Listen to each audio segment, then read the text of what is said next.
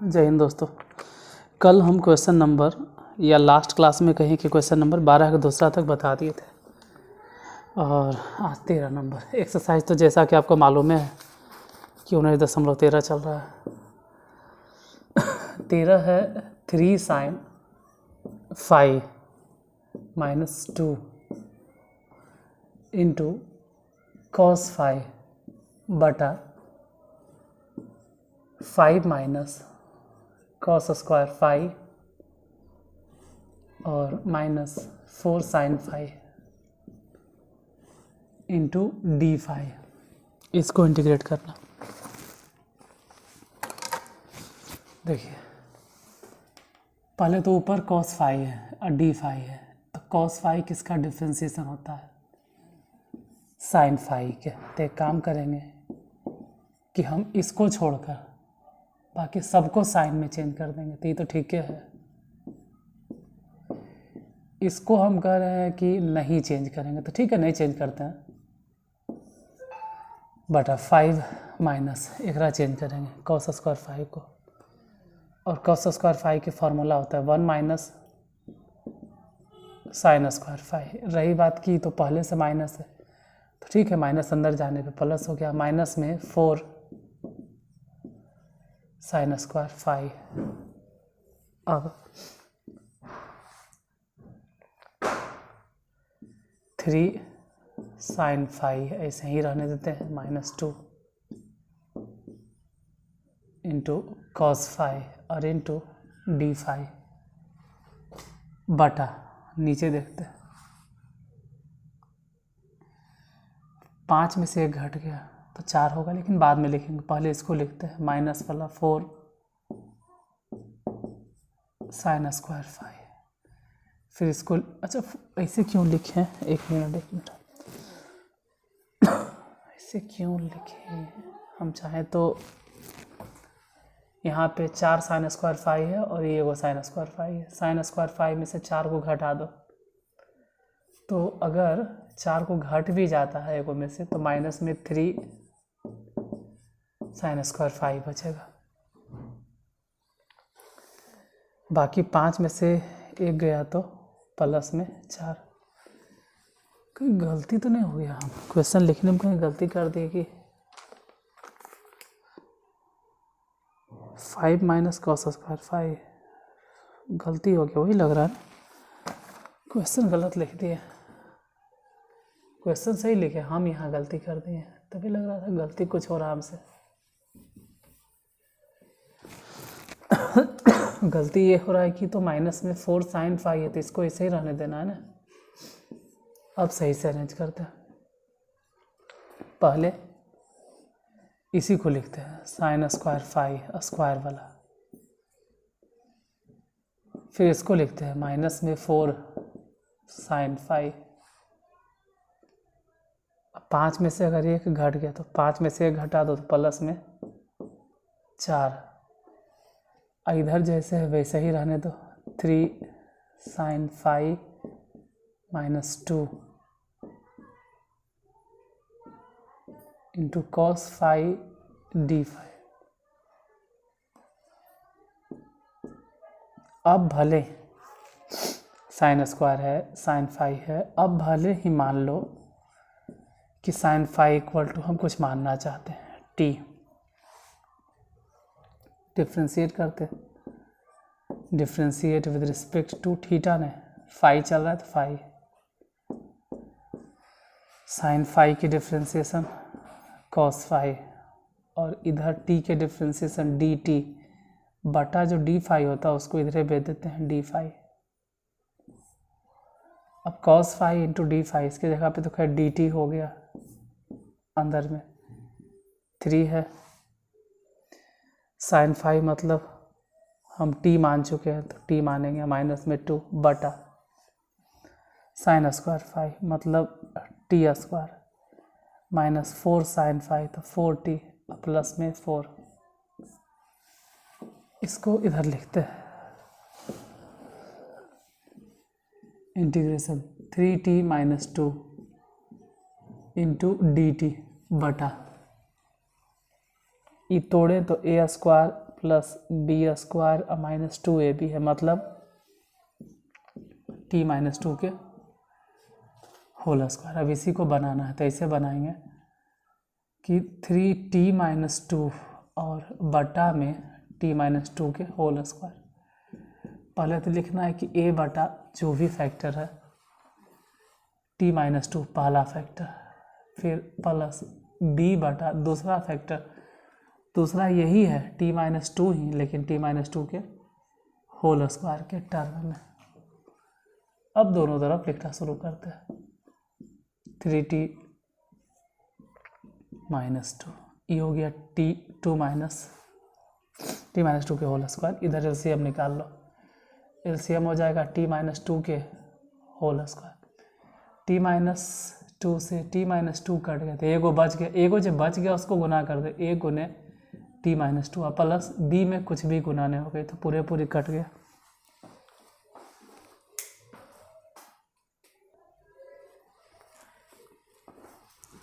इतना परेशान है, दोनों तरफ कैंसिल, इधर भी कैंसिल, बच गया 3t माइनस 2। इधर a गुने, चाहो तो गुने कर दो या नहीं चाहो तो मत गुना करो, a गुने t माइनस 2 प्लस में b। अब यहीं पे क्या पुट करें तो t बराबर t इक्वल टू 2 पुट कर दो। जैसे ही t की जगह पे 2 रखेंगे, 2 माइनस 2 ये तो ख़त्म, सिर्फ बच गया b बराबर, इधर देखते हैं t की जगह आप 2 रख रहे हैं तो 3 दूनी 6 में से 2 गया 4, यानी b बराबर निकल गया 4। a निकालना है तो कुछ भी रख दीजिए, t बराबर 0 ही रख दो। जैसे ही 0 रखोगे a गुने यहाँ 0 रख रहे हैं तो ये तो बच जाएगा ना माइनस में 2 और प्लस b, तो b का तो खैर मान पता है कि 4 बराबर में इधर t के जगह पे हम 0 बैठा रहे हैं, 3 गुने 0 तो 0, लेकिन माइनस 2 बच गया तो ठीक है। माइनस 2a बराबर 4 को इधर भेजे तो माइनस में 6, इसे ही कैंसिल, 2 3 6 तो a बराबर हो गया 3। a निकल ही गया, b निकल गया, इंटीग्रेट कर दो। क्या करना है a बटा a माने कितना 3, तो 3 बाहर करो और लिखो डायरेक्ट dt बटा t माइनस 2। फिर दूसरा है b बटा, तो b के मान कितना है, b का वैल्यू देखो, b के मान 4, 4 बाहर, इंटीग्रेशन dt बटा में t माइनस 2 के होल स्क्वायर। देखो ये वाला पोर्शन तो बन जाएगा t इंटू मतलब 3 इंटू लॉग t माइनस 2, ये तो बन गया। दूसरा पोर्शन थोड़ा संभल के बनाना होगा, अगर आता है तो ठीक है, नहीं तो हम बताते हैं। t माइनस 2 पे पावर माइनस 1, कैसे, ऊपर इसको भेजोगे ना t माइनस 2 तो ये पावर माइनस 2 माना जाएगा। इंटीग्रेशन में एक जोड़ते हैं तो माइनस 2 में एक जोड़ेंगे तो माइनस 1 बचेगा और वही माइनस 1 बटा में हो जाएगा प्लस से। अब क्या करें, कुछ भी नहीं, सिर्फ t का वैल्यू पुट करना है। जहाँ आप t माने थे वहाँ से t का वैल्यू निकालिए और पुट कर दीजिए। देखो कहाँ से 3 है, लॉग है और t माने कहाँ से, t कहाँ है साइन 5, तो रख दो यहाँ पे साइन 5 माइनस में 2, प्लस तो रहबे करेगा क्योंकि माइनस, तो माइनस में हो गया 4 और इसको बटे में लिखो ना कि 1 बाई टी, टी माने साइन 5 माइनस में 2 plus c, that's right answer.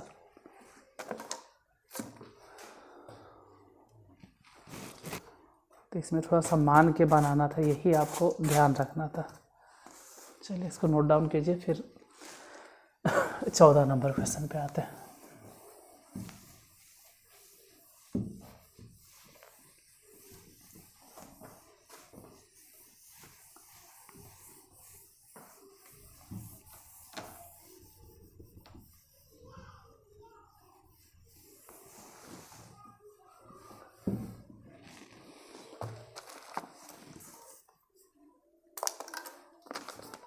देखिए क्वेश्चन नंबर 14 में है इंटीग्रेशन 3x प्लस 1 बटा उसी तरह से x माइनस 2 के whole square into x plus two, थोड़ा सा एक स्टेप ज़्यादा चलेगा, इंटीग्रेट करना है डी एक्स के रिस्पेक्ट में।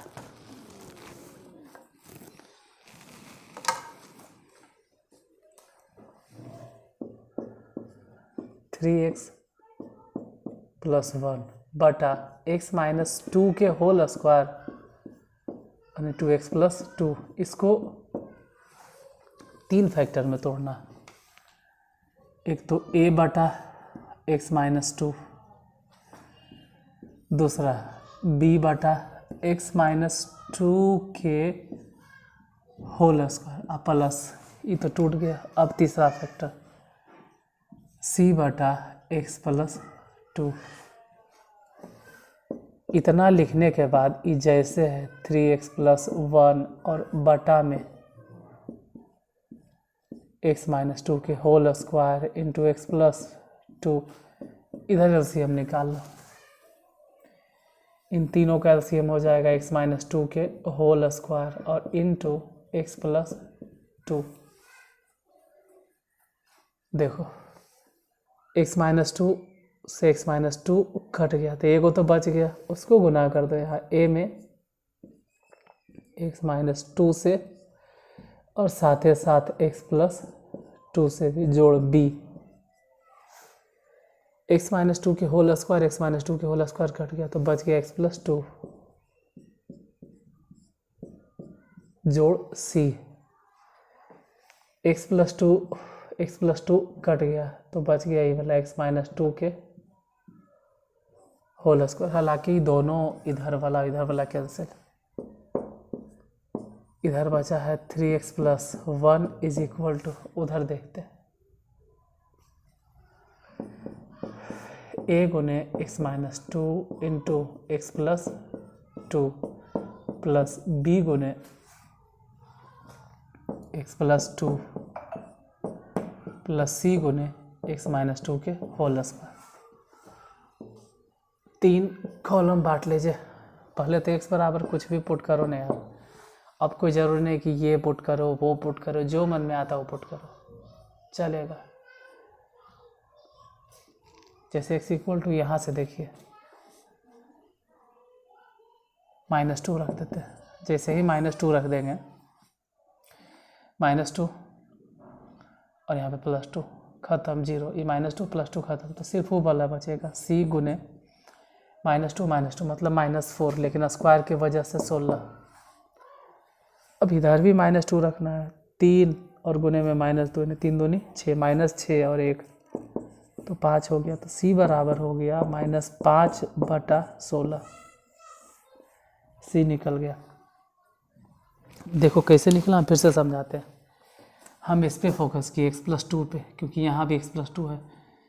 अगर एक्स की जगह आप माइनस टू रख देते तो दोनों ख़त्म हो जाता है, हो गया ख़त्म। एक बार एक्स के जगह पे हम सिर्फ टू रखने की सोचते हैं, सिर्फ दो। अब रे क्यों सिर्फ दो सोचे, क्योंकि सिर्फ दो रखने से ही ख़त्म हो जाएगा और सिर्फ दो रखने से ही भी ख़त्म हो जाएगा, तो अब बी निकल जाएगा। रखते हैं दो, पहले दो इधर रख देते हैं, तीन दूनी छः और एक 7 लेफ्ट हैंड साइड में। इधर दो रखें तो ये ख़त्म, यहाँ दो रखेंगे तो b गुने में 4, क्योंकि भी दो से दो कट गया तो b बराबर 7 बटा 4, b भी निकल गया। c निकालने के लिए अब कोई बंदिश नहीं है, अब आप जो चाहो वो रखो, कुछ भी रखिए आप फ्री हैं। अगर c निकालना है तो c निकालना है, सॉरी b और c ए निकालना है तो पूरा फ्री है। कुछ भी मतलब जीरो भी रख दो, क्या फ़र्क पड़ता है, x बराबर जीरो। जैसे ही जीरो रखेंगे देखो ज़रा, पहले लेफ्ट साइड में जीरो गुने तीन, तो जीरो हो गया, यानी बच गया सिर्फ 1। इधर बात करते हैं, यहाँ पे जीरो रख रहे हैं हम तो माइनस टू बचेगा, यहाँ जीरो रख रहे हैं फिर भी प्लस टू बचेगा, तो माइनस दो और प्लस टू मतलब बोलो ना कि माइनस में 4 और साथ ही माइनस 4a, फिर जीरो रखते हैं। तो जैसे ही जीरो रखेंगे दो बच गया, ठीक है। 2 और b नहीं लिखेंगे बल्कि b का मान बैठा देंगे 7 बटा 4। फिर यहाँ भी जीरो बैठाना हम चाह रहे हैं, क्योंकि हर जगह जहाँ जहाँ x मिलेगा तो 0 माने 0 तो ठीक है, लेकिन -2 जो बच गया ओकरा स्क्वायर करेंगे तो प्लस में 4। और सी नहीं लिखो बल्कि सी का वैल्यू बैठा -5/16, तो -5 अब बटा में 16। उसको हल करते हैं। देखो 2 दूनी 4, 4 चके 16, तो -4 इधरे आ जाए, क्योंकि -4 इधर आके हो जाएगा प्लस में 4a। उधर बच गया कौची 7/2, और क्या बच गया माइनस में 5/4, और कौची बच गया 1, उधर जाके माइनस। तो 4a बराबर कितना हो गया, एलसीएम निकालते हैं। 2 4 के एलसीएम 4, 7 दूनी 14, -5 एकम 5, और हो जाएगा माइनस में 4। घटा के देख लो। आप चाहते हो कि 14 में से ही 9 घट जाए, देख लीजिए 14 में से 9 गया तो 5 और बटा में 4। ये ध्यान रहे कि 4a बराबर है, a बराबर कितना होगा, तो 5 और बटा 16, मतलब a निकल गया, b निकल गया और c निकल गया। सिर्फ इंटीग्रेट करना है a b c का मान, यही तो मेन होता है कि आप ये तीनों मान निकाल लिए हैं, तो आप वहाँ पर पुट कर दो। देखो पुट कैसे करते हैं, वेट ए मिनट, किस तरह से रखेंगे, यहाँ देखिए a है ना, तो इंटीग्रेशन a का मान बतलाना 5/16, तो 5/16 बाहर, अब बच गया dx बटा x-2। फिर b का मान बतलाना दूसरे नंबर पे 7/4, तो प्लस में 7/4 इंटीग्रेशन dx बटा x-2 के होल स्क्वायर। फिर c का मान बतलाना है, c के वैल्यू -5/16, तो माइनस में 5/16 और इंटीग्रेशन जो भी बच गया हो, -5/16 था, ठीक है, -5/16 और बटा में x+2, तो dx बटा x+2, इसको इंटीग्रेट करते हैं तो ये तो 5/16 सही सलामत है। इसका इंटीग्रेशन करके देखें तो लॉग में इंटीग्रेशन हो जाएगा x-2, यहाँ से 7/4 लिखते हैं। और इंटीग्रेशन में समझने वाली बात यह है कि पावर 2 बटा में है, ऊपर भेजेंगे तो -2 हो जाएगा, यानी इंटीग्रेशन करने पे एक जोड़ते हैं तो -2 नहीं रहेगा, -1, और उसी से फिर भागा, ये हो जाएगा -5/16 लॉग में x+2। ज़्यादा करोगे तो 5/16 लॉग x-2 लिखेंगे, और यहाँ से माइनस हटा के लिख देंगे 7/4 इसके आगे, और उसको लिख देंगे 1/x-2 -5/16 log x+2। That's right answer. Note down कर लीजिए।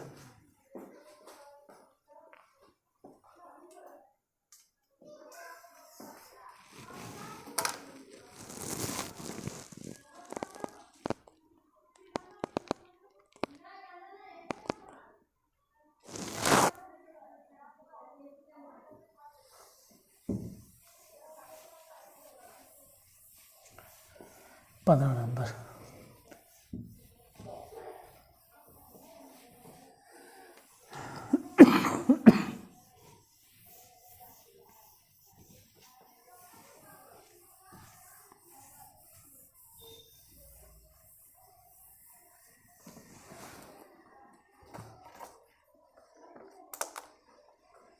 Question number 15।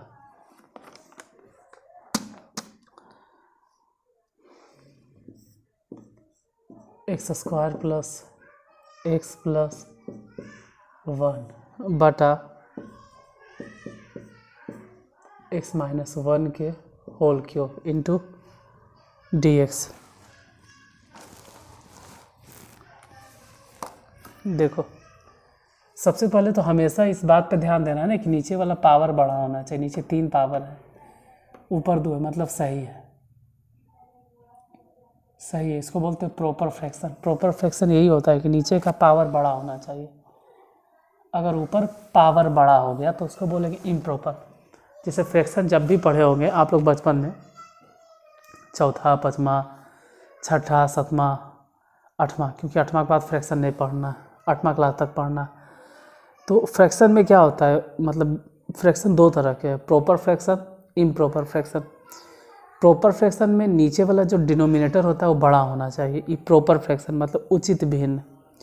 और इम्प्रॉपर फ्रैक्शन में क्या होता है कि अंश बड़ा होता है मतलब न्यूमरेटर, तो इम्प्रॉपर है वो। क्यों? क्योंकि हम अगर ऊपर बड़ा होगा और नीचे छोटा होगा, मतलब ऊपर मान लो 20 है और नीचे 4 है, तो फिर कट जाएगा 4 5 20। लेकिन अगर ऊपर छोटा नीचे बड़ा है तो बड़ा का फिर भागे नहीं पड़ेगा, कटेगा भी लेकिन पूरी तरह से नहीं कटेगा, भागा ही नहीं लगेगा। अगर ऐसा हो गया ना कि भागा दे हम नीचे वाला, तो भागा ही नहीं लगेगा। अच्छा, भागा ही नहीं लगेगा तो ये इम्प्रॉपर फ्रैक्शन नहीं, प्रॉपर है। कटना अलग बात होता है लेकिन भागा लगना अलग बात होता है। जब नीचे बड़ा है ऊपर छोटा है तो भागा आप नहीं दे सकते, और भागा अगर नहीं दे सकते हो तो उसी को प्रॉपर फ्रैक्शन कहते हैं। ऐसा नहीं कि वो इम्प्रॉपर है, वही प्रॉपर है। जैसे कोई किसी से पूछे कि 1/5 है, इधर मान लो 7/5 है, इन दोनों में से कौन प्रॉपर है, तो सबको लगेगा सर यहाँ भागा लग सकता है। 5 से एक बार में लगेगा ना सर, कम से कम भागा एको बार तो लगेगा ना, नहीं कटेगा पूरे 5 एकम 5 तो लग जाएगा ना सर।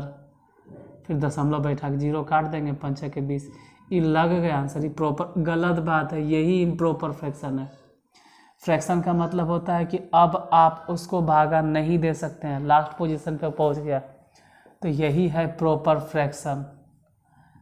और हालांकि ये चीज़ 8वां के है, तो यहाँ का है बता, क्योंकि यही चीज़ भाई यहाँ पर अप्लाई होता है। नीचे पावर बड़ा होना चाहिए तभी आप आगे बढ़ा सकते हो। अगर नहीं हुआ तो जैसे यहीं पे है, अगर नहीं हुआ तो इसको भागा दो, भागा देंगे तो कितना बार में कटेगा, एक बार में। तो आप इसको लिखोगे कि एक बार में लगा, अब फिर बच गया शेषफल 2, तो 2/5 ऐसे। मतलब 7/5 को आप 7/5 नहीं लिख सकते हो, ये गलत है। तो सही कैसे, 7/5 को आप लिखोगे 1 प्लस 2/5, ये सही है। नियम ये कहता है, ये पूरा 1 रुपया हो गया और ये वाला पूरा पूरी नहीं हो। जैसे कहते हैं ना कि 7 किलो 7 मन 7 कट्ठा कोई चीज़ है, आप 5 आदमी में बांटो तो सबको 1-1 कट्ठा मिलेगा पूरा पूरी, बाकी 2/5, 2 कट्ठा को 5 आदमी में बांट लीजिए तो ये पूरा पूरी मिलेगा, ये वाला नहीं मिलेगा। सॉरी यार, खांसी से इतना परेशान है ना।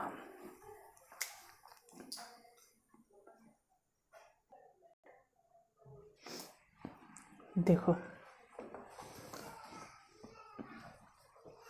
मिटाते हैं इसको, ठीक है। इसको तोड़ना शुरू करते हैं। लिखेंगे x² + x + 1 बटा में x - 1 के होल स्क्वायर बराबर a बटा पहले x - 1, सॉरी होल स्क्वायर नहीं, होल क्यूब है। फिर लिखेंगे b बटा x - 1 के होल स्क्वायर, फिर लिखेंगे c बटा x - 1 के होल क्यूब।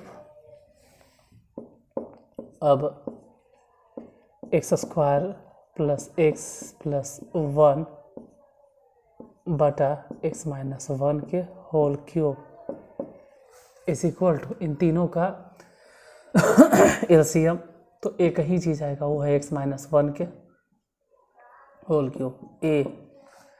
देखो x - 1 से x - 1 एक बार कट गया तो फिर भी बचेगा x - 1 के होल स्क्वायर। यहाँ पे x - 1 के होल स्क्वायर से x - 1 के होल स्क्वायर कट जाएगा, फिर भी बचेगा b × x - 1, और यहाँ तो पूरे कट गया c, ई कैंसिल। x² + x + 1 इधर हो गया a × x - 1 के whole square plus b × x - 1 और प्लस में c। यहाँ पक्का अटकता है सब कुछ। आप क्या, आपके जैसे सैकड़ों स्टूडेंट हैं, सैकड़ों बच्चे हैं जिनसे गलती होता है। यहाँ पर दिमाग नहीं लगा पाता है क्या करें नहीं करें, तो हम तो फिर भी सलाह दे देते हैं, लेकिन यहाँ सलाह नहीं देंगे। यूट्यूब है, यहाँ कोई सलाह नहीं देंगे, यहाँ हम बताएंगे। चलिए आप x = डायरेक्ट सोच लीजिए 1, सलाह वाला तो बात की बात है, ऑफलाइन रहते तो देते भी। यहाँ डायरेक्ट रखो, यहाँ जैसे 1 में से 1 गया 0, 1 में से 1 गया 0, ख़त्म कहानी। बच गया c, अब बराबर 1 1 1 3, तो सी निकल गया आसानी से। चलो इतना तो कम से कम टेंशन दूर हो गया ना। आगे समझ में नहीं आ रहा है क्या रखें, 0 रखें कोई फ़ायदा होगा? नो, कोई फ़ायदा नहीं। -1 रखें तो भी कोई फ़ायदा नहीं, क्योंकि ये भी बच जाएगा, ये भी बच जाएगा। ना ही ए निकलेगा ना ही बी निकलेगा, दोनों निकालना।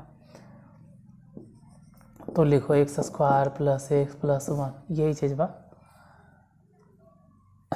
देखिए सर अच्छी तरह से लिख देते, ऐसे लिखना अच्छा नहीं। इसको हटाइए, सी तो आप जानिए रहे कि निकल गया, इसको ऐसे भी निकाल लीजिएगा। ए और बी के लिए समझो, बोलने से नहीं होगा, पहले समझो। ए गुने इसको तोड़ना है, x² + 1 माइनस में 2x। अब b से गुने कर दो, b से गुना कर दो तो bx, b से गुना कर दो -b, और ये तो खैर है ही है अलग से, प्लस c। इधर x² + x + 1, a से गुना करो तो a गुने x² + a माइनस 2ax।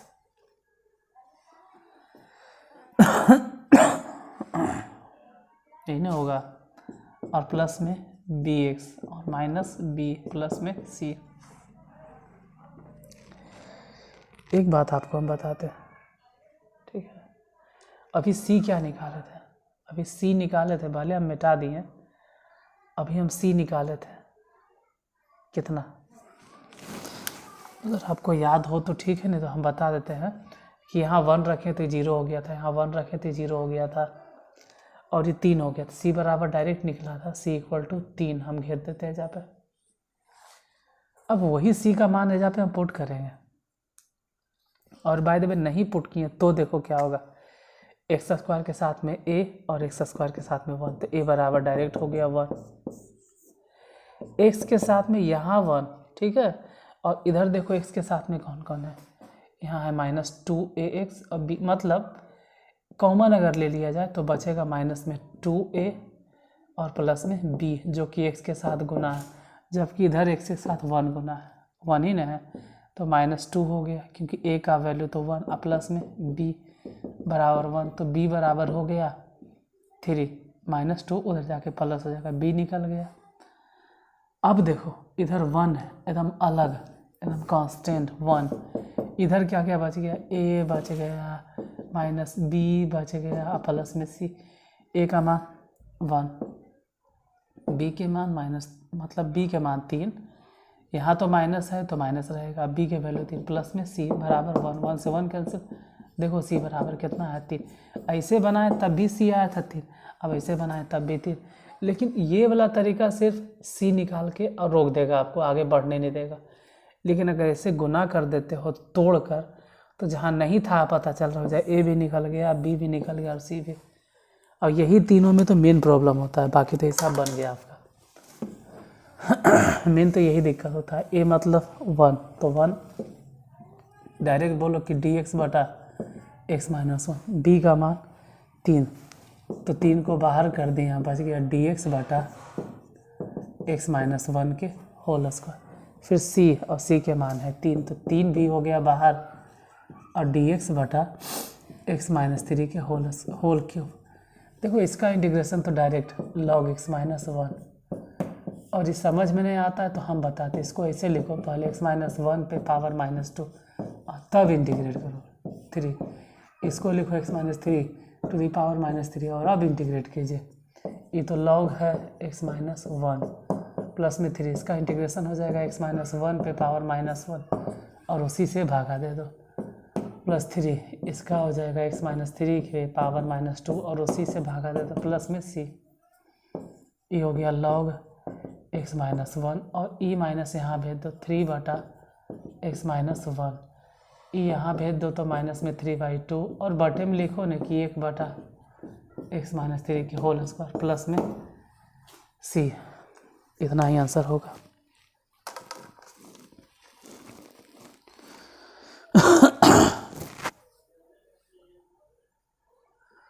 तो आज यहीं तक, फिर कल मिलते हैं, ठीक है? चलो आज के लिए धन्यवाद। अगर क्लास अच्छा लगा तो लाइक करके जाइएगा आप लोग।